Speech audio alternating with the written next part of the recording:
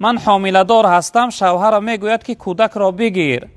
خب من نمیگویم، مجبور دارد و به من قهر کرده است، میگوید بگیرم گناهگار میشوم.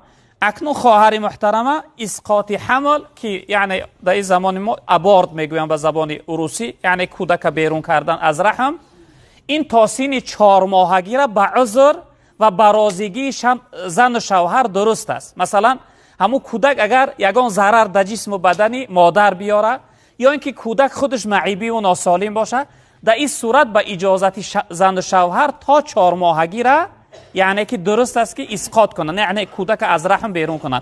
اما وقتی که از 4 ماهگی کودک گذشت، اگر چی معیبی باشه اگر چی زن معیبی باشه دیگه فرقیت نداره، یعنی شریعت معن میداره.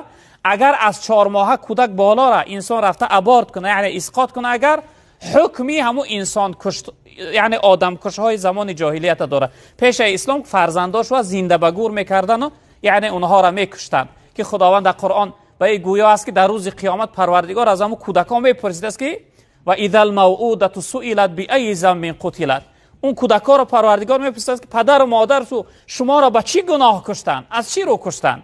یعنی هر انسانی که از 4 ماه بالا باشه کودکش ابورتش کرد، حکم هم آدم کشای زمان جاهلیت میگیره، یعنی حرام و نادرست است، حق نداره از او، یعنی از 4 ماه زیاد انسان حق نداره برای ابورت کردنش.